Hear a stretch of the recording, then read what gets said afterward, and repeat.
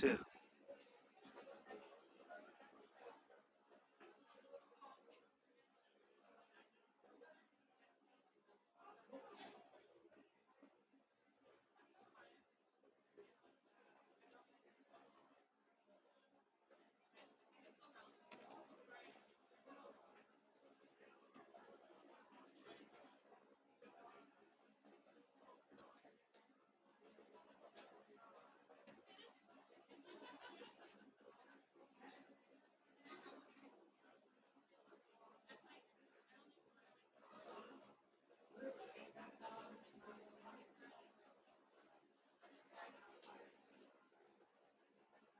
Can we start?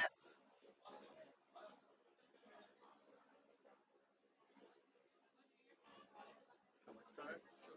All right, we start. All right.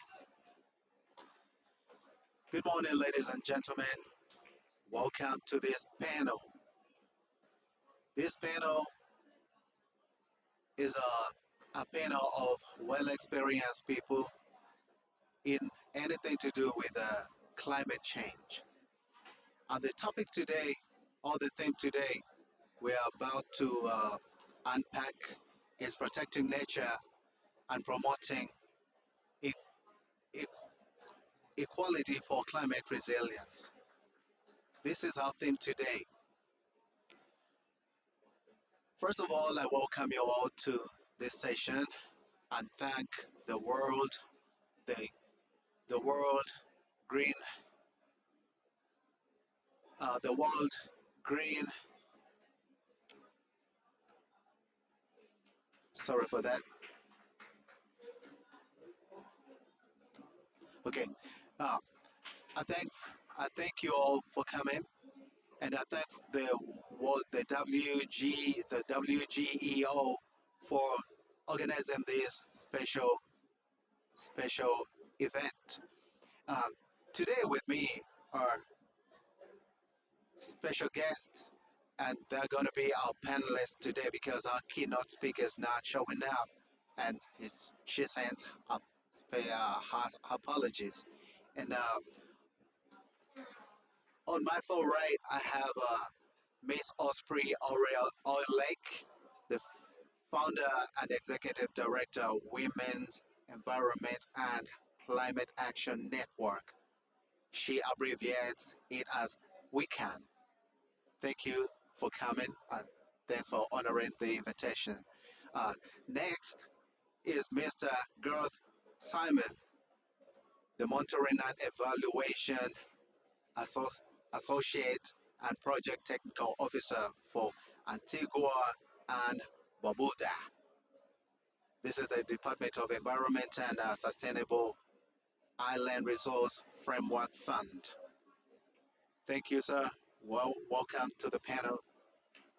And I have here Mr. David Ainsworth, the head of communications at the Convention of Biological Diversity Secretariat.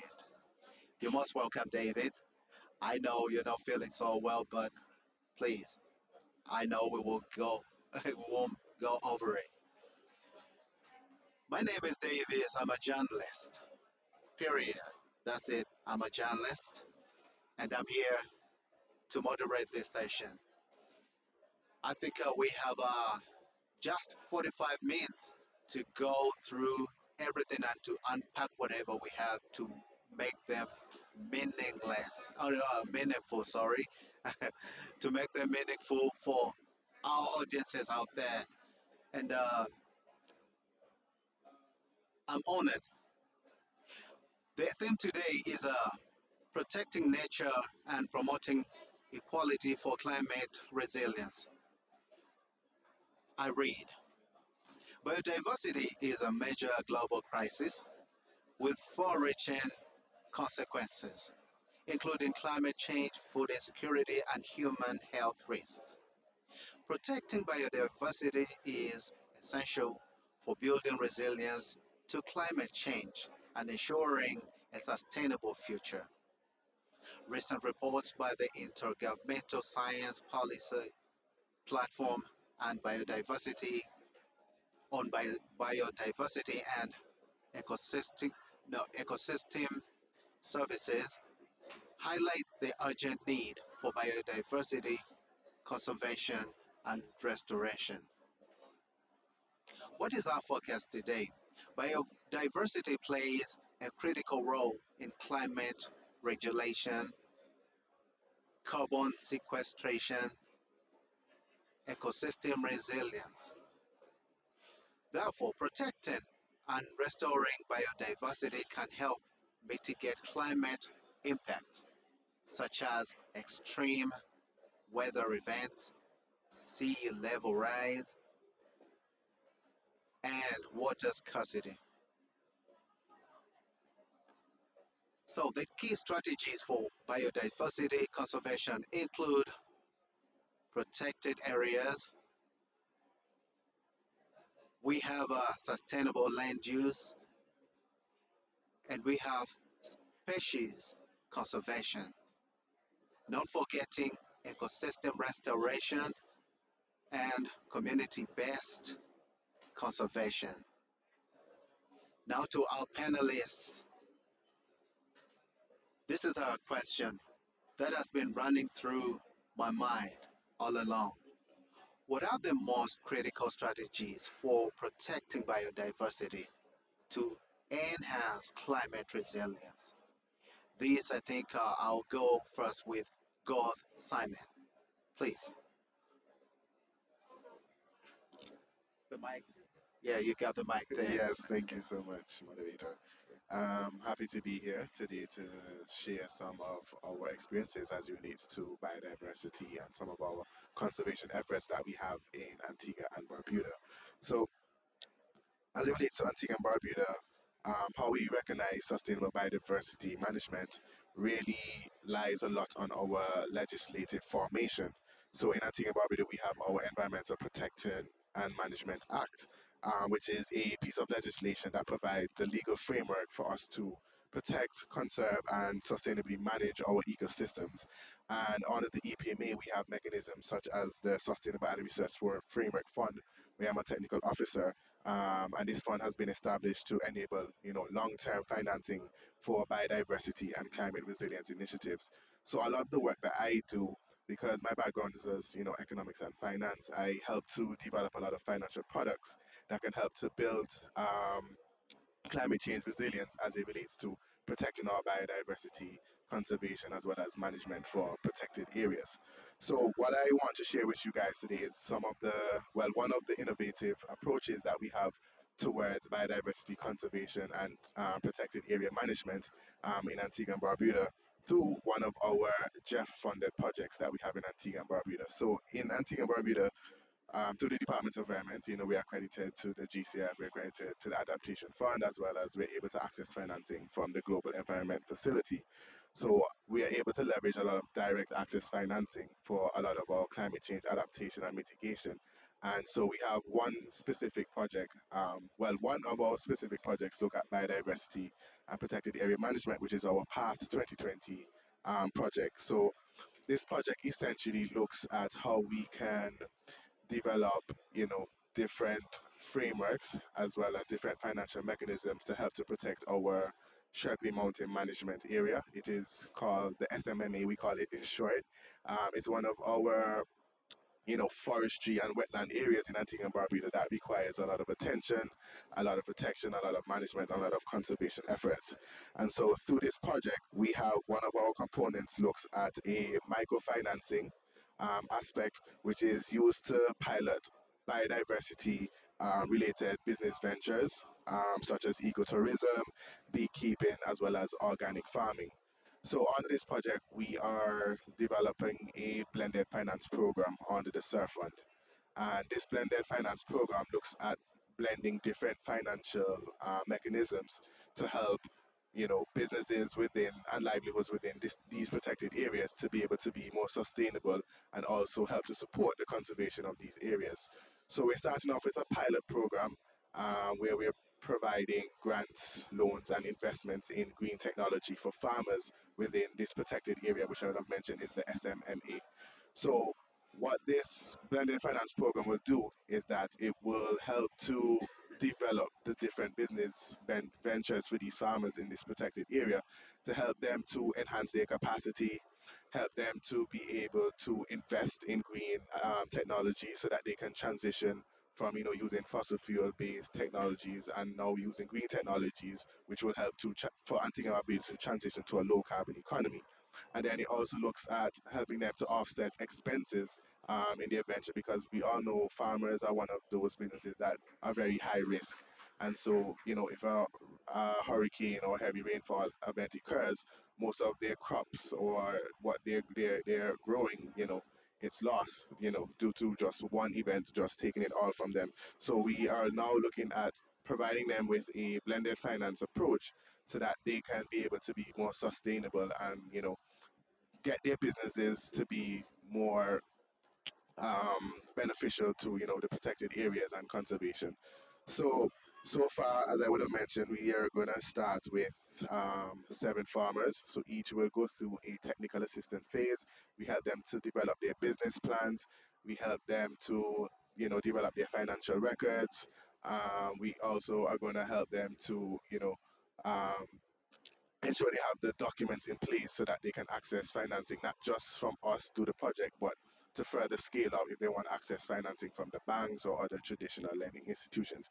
Because currently, the state at what it is in Antigua and Barbuda, banks and lending institutions, they don't want to provide financing to farmers because they see them as high risk persons. And a lot of the farmers, they don't really have, the capacity as well to access the financing. That's why we now have to build that capacity for them so that they can now scale up and be able to access, financing, not just from us, but from other entities within the future. We also look at providing them with investments in green technology. Now we know how expensive technology can be. And for farmers, which is very important for them to have access to specific technologies, we are now going to take the approach to purchase that technology for them so that they can be able to have that initial investment and ownership in climate related projects. So depending on what the farmer is doing, we may provide them with solar kits, we provide them with a solar greenhouse, solar water pumps, or anything green that they need to help to make their business more sustainable. And then we're also going to provide them with a concessional loan at just 2%, mainly just to help them to offset some expenses that they may have in terms of getting their business through daily operations and daily needs. And so one of the innovative parts of these approaches is that through the loan and the investments in technology, I know when we hear of a loan, we think of having to pay back in cash. But we are now creating this innovative approach where instead of them paying us back in cash, they'll pay us back in the form of produce. So if the farmer is a farmer that produces potatoes, instead of giving us $200 every month, we're just asking, okay, can you give us $200 worth of potatoes? But it doesn't just end there. That produce now is then given back into the community, given to the school meal programs, given to the hospital, and given to other government programs that look at helping and assisting other persons that are vulnerable in the communities. So in that sense now, it kind of pushes them to not only be able to be more sustainable, but also to help and contribute to helping other communities and other persons to be able to um, be supported as it relates to climate change. So that's essentially what we are currently undergoing right now as it relates to how we enhance biodiversity livelihoods in protected areas. And so we're hoping that after this pilot now we can scale up and now have a wider range of businesses, small businesses in Antigua, to be able to come to the surf fund and access this financing so that they can do the same. So I'll stop there for now. Thank you, Dane. Thank you so much. Osprey, what do you have? So, thanks for inviting me to this session. I really appreciate being here. Um, so, I want to talk about a couple of things in terms of the relationship between biodiversity and climate, since you asked. And, just to start off, I think most people are aware that, one of the strongest ways we can mitigate the climate crisis is through forest protection.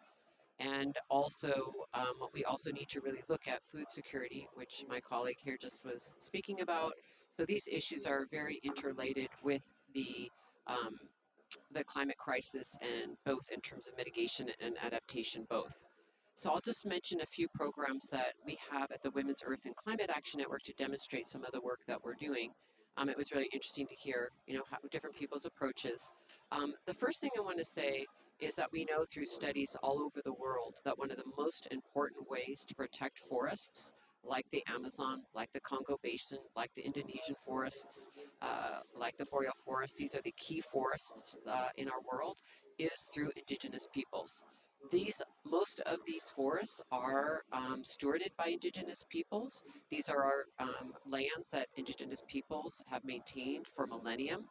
And I think it's the first place we need to begin is to understand the essential role of indigenous peoples on their territories, and to look at both how have they managed these forests, how have they maintained this healthy relationship with nature, how have they cared for these forests, and start there and not place other programs on top of peoples who have already been caring for these forests for a very long time.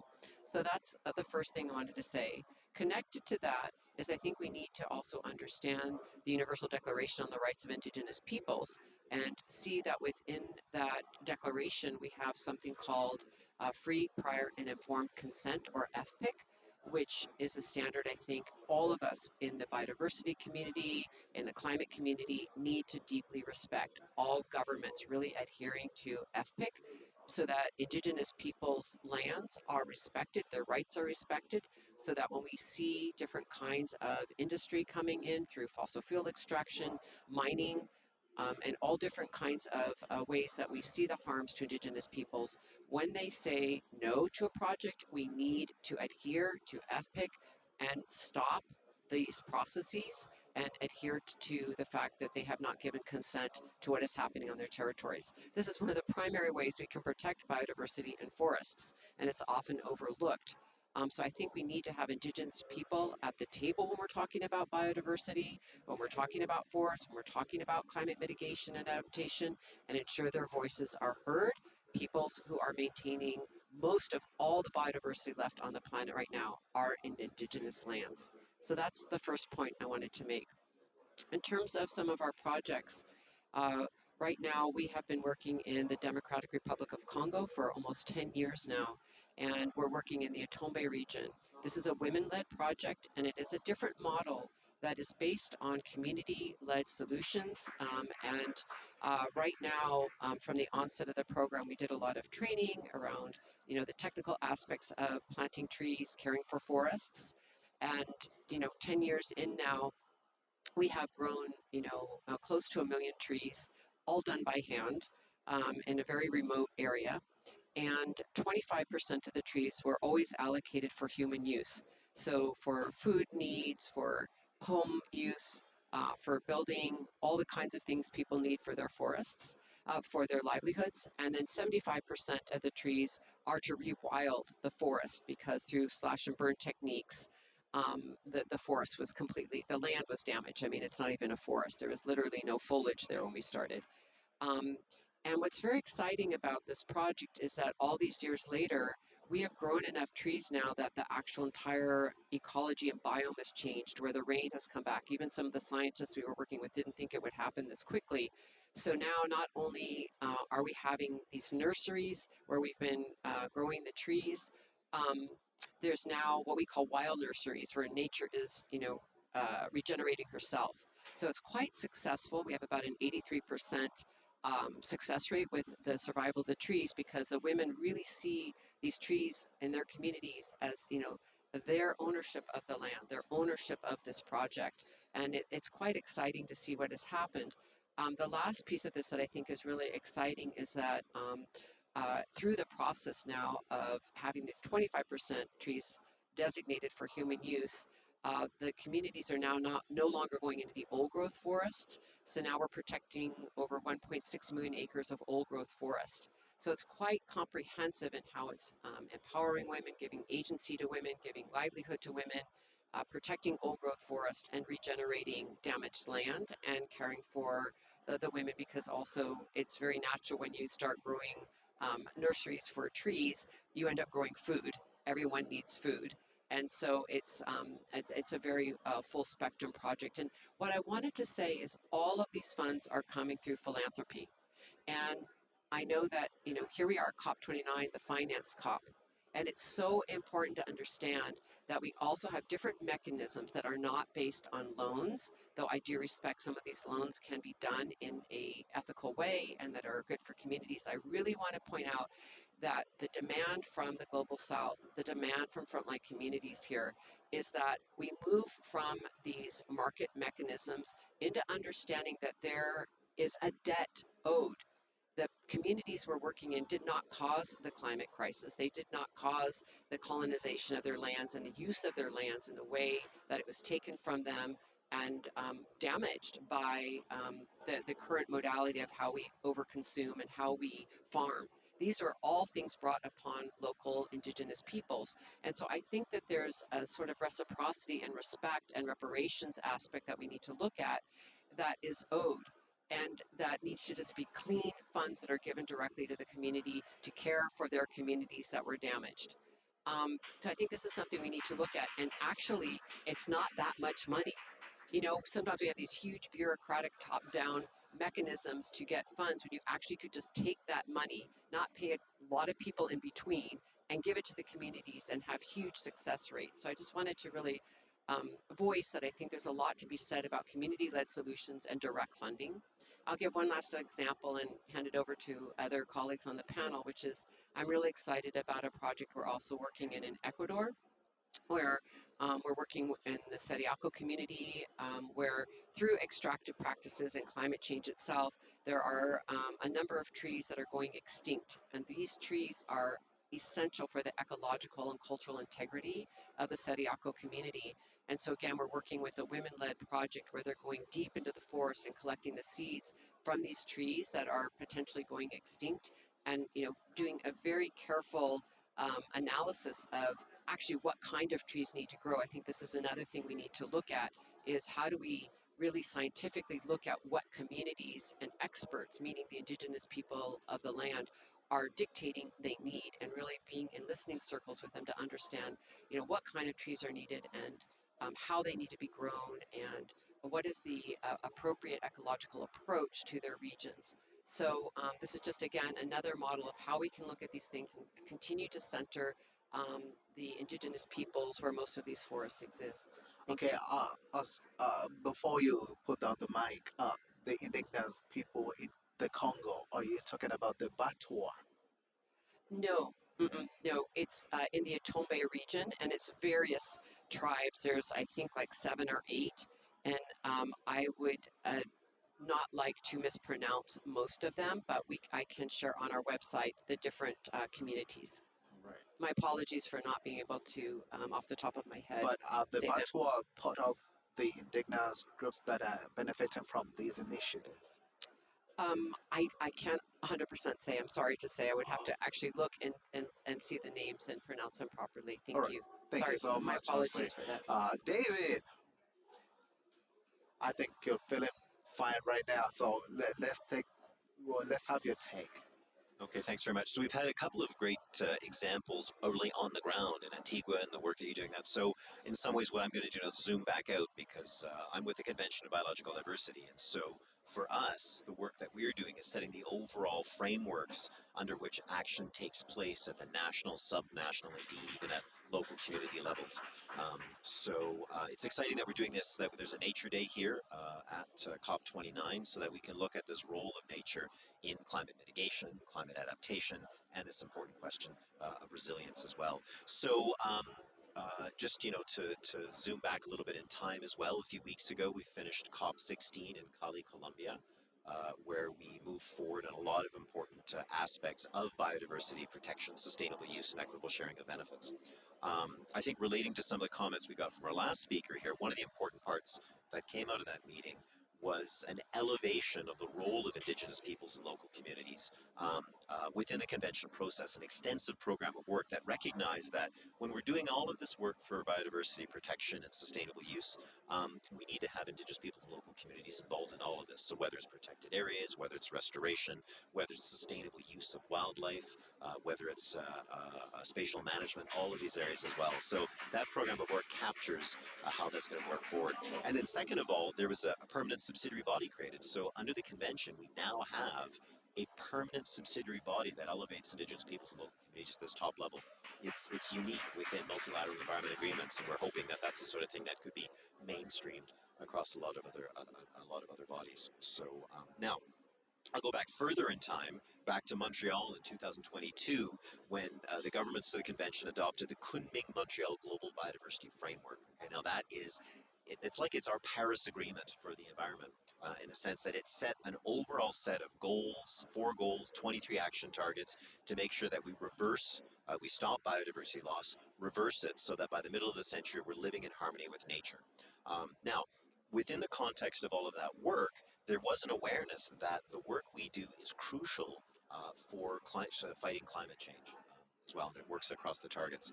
You know, a common line that we all know is that 30% of the mitigation efforts that need to be realized under the Paris Accord can be accomplished through biodiversity protection and sustainable use. In fact, it can be argued that without the kind of biodiversity protections, we're not going to achieve those goals. But the thing about this panel is it's not just about that mitigation efforts, as our panelists have pointed out. It is about adaptation. It's about biodiversity as a resource for adaptation. It's about a biodiversity resource for resilience. And we've already heard from the colleagues here about the importance of biodiversity for food systems, for livelihoods, and that sort of thing as well. And so that's an important part of it. Now, when I got the briefing note for the panel, there was a lot of talk about protected areas and things like that as well. I mean, that is one of the tools that we have under the convention. You know, one of our goals is by 2030 to have 30% of terrestrial, marine, and water areas protected. What's important, though, is that these need to be effective and they need to be managed with the full involvement, FPIC, of Indigenous peoples and local communities as well. And so that tool that we have for protected areas is an important aspect of moving forward on climate change. Proper biodiverse forests are carbon sinks. They've got intact ecosystems and the full range of species, both of tree covers and other vertebrates, etc. You can actually have a persistence of carbon storage in these areas that you couldn't have if you're just doing regular plantations.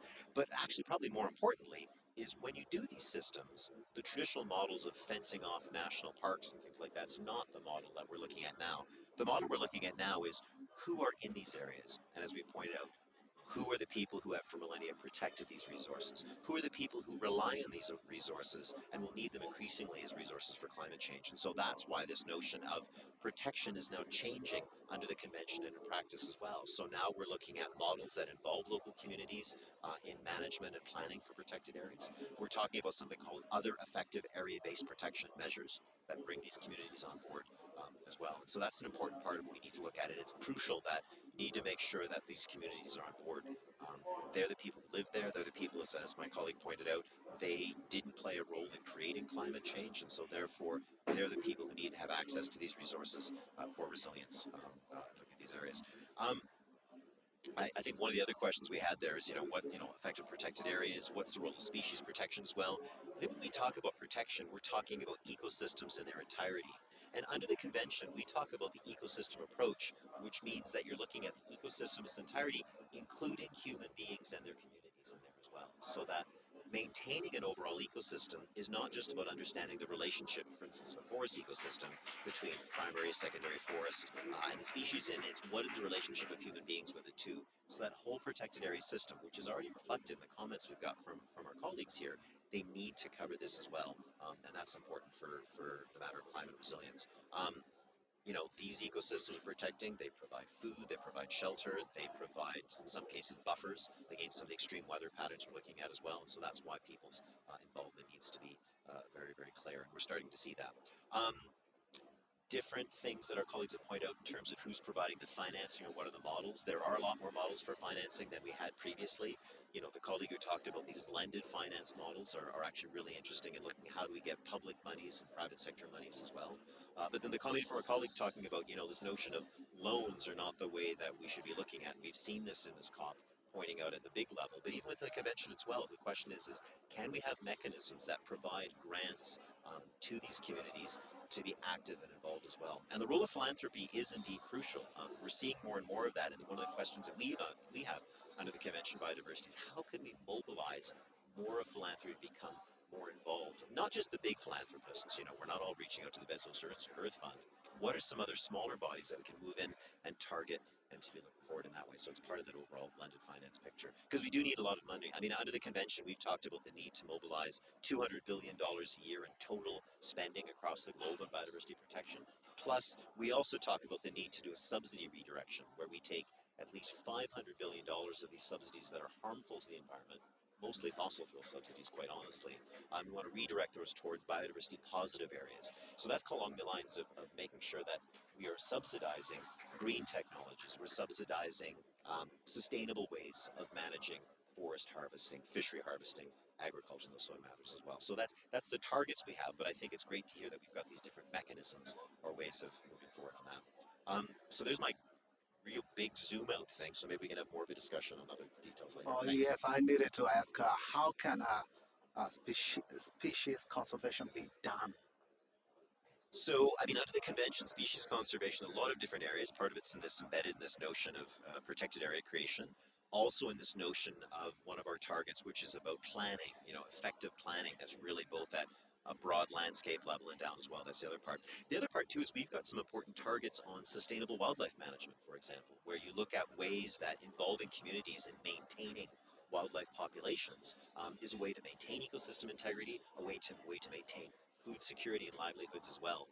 And that's one way to look at it. But again, it comes back to the question we got our colleague. It's the local communities need to be involved in that as well. Because, for example, you know, the question of an empty forest syndrome comes in places where you don't have these communities involved in managing. Some of the best examples of managing species are where communities involved. I mean, Namibia has got this entire program where the communities manage the harvesting of wildlife in these areas so that they have manage the populations. Some are for their own use, some are for sales to cities and other areas. And that's an example where you see that wildlife management, those populations are surging and really maintained at a really nice balanced level as well. So that's the sort of thing. It comes down to getting the communities involved.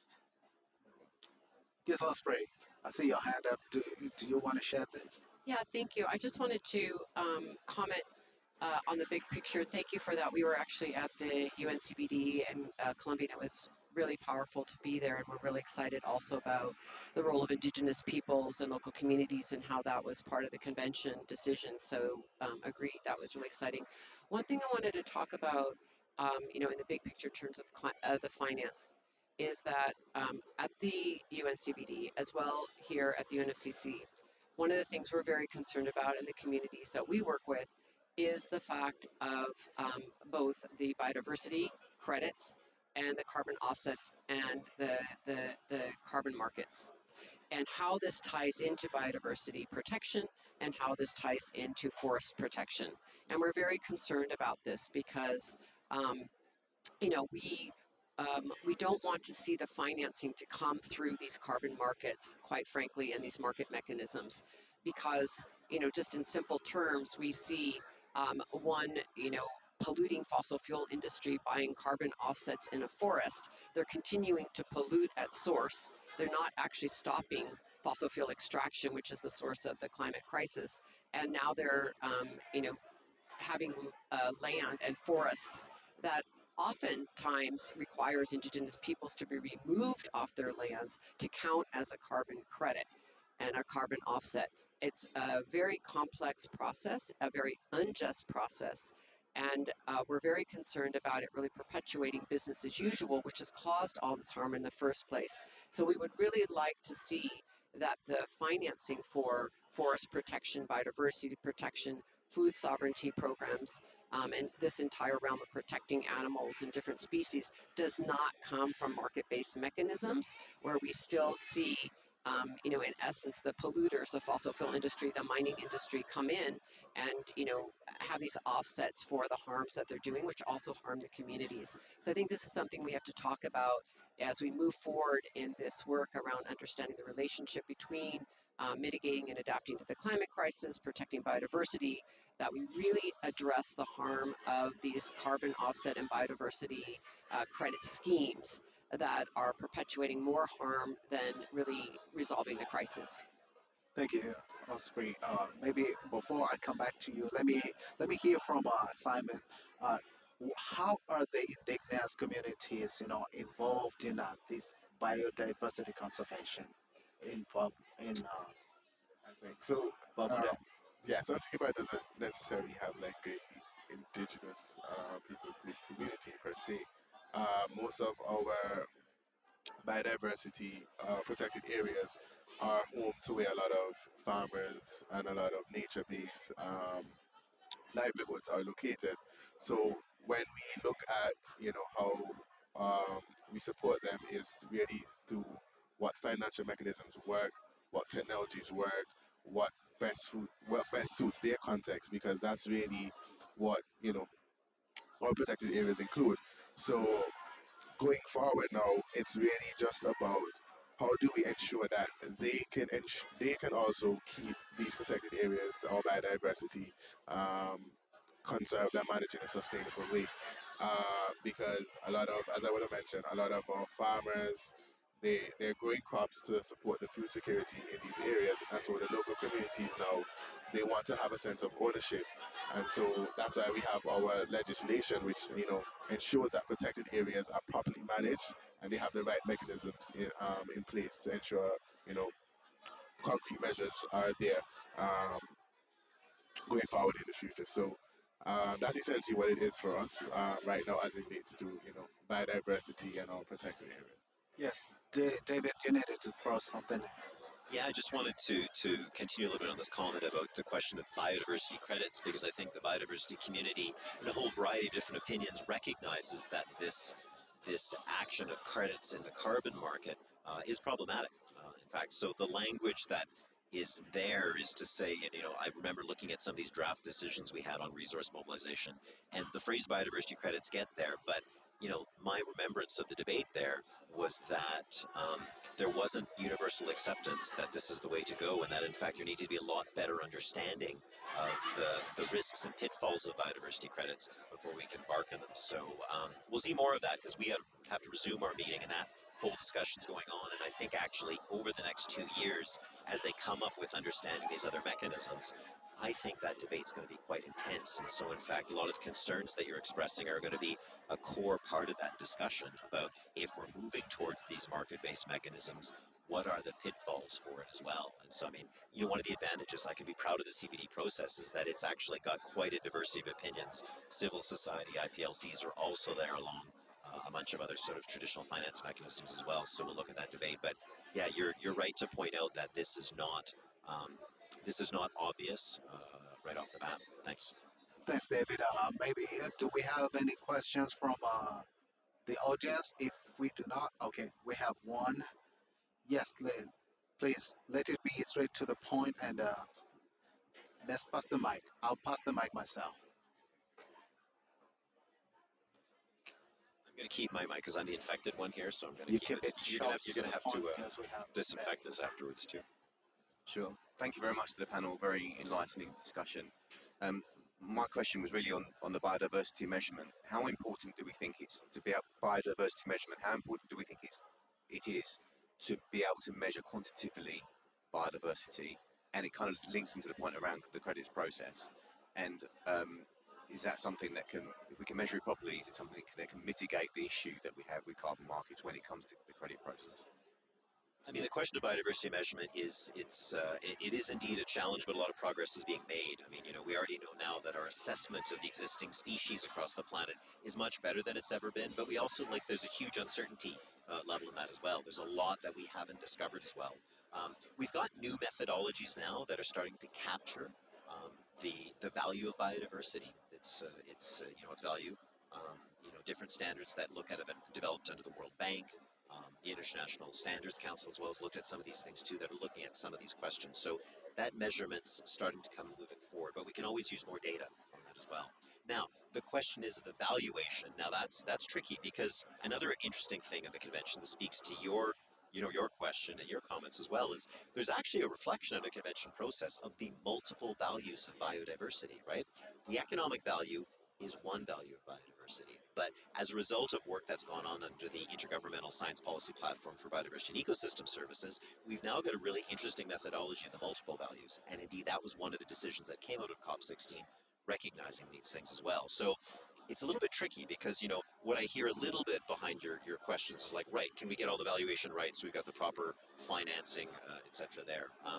And that's one part of it, but how do you reconcile the other values that are with some of these other local communities? And the other part, just to recognize too, just in terms of the credits, is we now have got, with the Task Force on Nature-related Financial Disclosures, we've got some of these other frameworks that also allow business to have a better understanding, and finance to have a little bit of understanding, is if you're going to be involved in any industries that are in the biodiversity space, what's the mechanism by which they can really disclose potential risks to the business there? So we've got some of these parcels together. There needs to be more measurement. And the other thing we need to do too is just in terms of what we're doing in a framework, the targets, countries making their goals and targets under it too, and that's a framework that has to be negotiated too. So I'm waffling here, right? It's there, it's moving forward, and it's wet, but there's a lot more we have to look at, and that'll have to be negotiated over the next years. Thanks. Okay, thanks, David. Let me hear from Osprey and Osprey. You give us your last one word that we can take home. No, no, no. Let me hear from you. And as you conclude, we want one word from you that I can carry home or the listeners can take home. Yeah. Okay, thank you. Uh, yeah, I just wanted to comment that, of course, we really need to track biodiversity, and my colleagues, much more of an expert working with UNCBD on exactly how that's being done. I'm not an expert on that. But, as an example, just at a very practical level, we do monitor very carefully our reforestation projects, how much carbon is actually being sequestered. So all of that, I think, is really important so we can really see what are the results of these programs. That said, I think we have to be very careful around the economic issue because we can start moving into what we call the commodification or financialization of nature, where we are looking at, the nature, different kinds of how we're going to actually monetize nature's activities. And I think that can take us down a very dangerous road because if we start monetizing every single thing in nature, what exactly the river's producing, what is the whale producing, what am I as a human body producing, we are beginning to move into nuances that I think begin to make us think about nature simply as a commodity. And now we can sell and buy credits, and it begins to open up these carbon offset markets and the biodiversity markets. And I think that that is not actually how we're going to resolve these crises.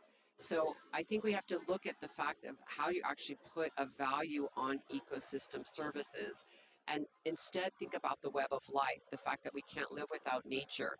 And so, I'm very hesitant around these type of topics because I think it actually puts us in the wrong framework to protect biodiversity, protect local communities, to protect indigenous peoples. We need to think more holistically in terms of, the ecology overall and not be putting a price tag on the ocean and the water and the river because then it begins to put these things into the marketplace. And the marketplace is exactly how we started destroying through capitalism the very web of life. And so it's a bigger conversation, but I'm trying to put it in a small nutshell that the more we look at, trying to put nature into the marketplace as a financial instrument, we're going to continue to extract and have an extractive economy, which is exactly why we're killing our communities and killing the forests and the rivers and the mountains and all the different species. So I think we have to look at it in a different way. And I will end on a different framework called the rights of nature, which is a very fast growing movement. It is now being advocated in 39 different countries. Ecuador was the first country in the world to put rights of nature into their constitution in 2008.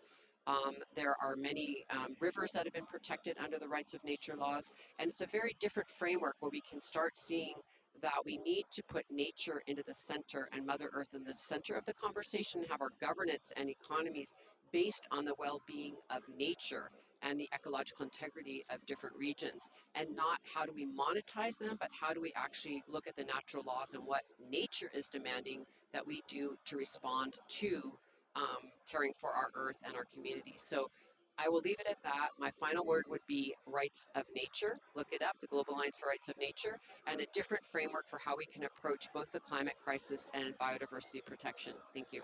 Simon, one more. We can carry on. So for me, coming from economic and financial perspective, I think my word would be innovation.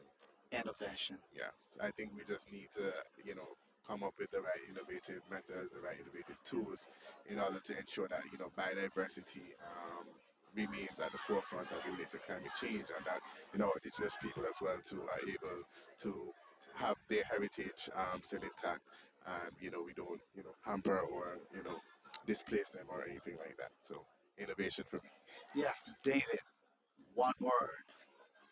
Word, gosh, what else can I do? I mean, rights of nature, innovation are all excellent things as well. I think it's the idea of sort of a holistic approach. I'm going to do a plug for IPBES, the Intergovernmental Science Policy Platform on Biodiversity Ecosystem Services. They're going to release their Nexus assessment next month, and the Nexus assessment looks at biodiversity, climate, water, food, and health, and how we work at all these things together. And I think that attempt to understand the relationship of all of these challenges we're working at is what we've got to look at. It's one of the reasons that we're here at the climate COP and we'll be at the desertification COP as well. So it's all about that overall holistic look. Thanks. Yeah, I applaud you all. Thanks for honoring the invitation and thanks for coming. Oh, it's been a great session. Ladies and gentlemen, and all of you out there in the audience, thank you so much for bearing with us. I know we've eaten much of your time, but we are really grateful. Thank you so much and have a great day.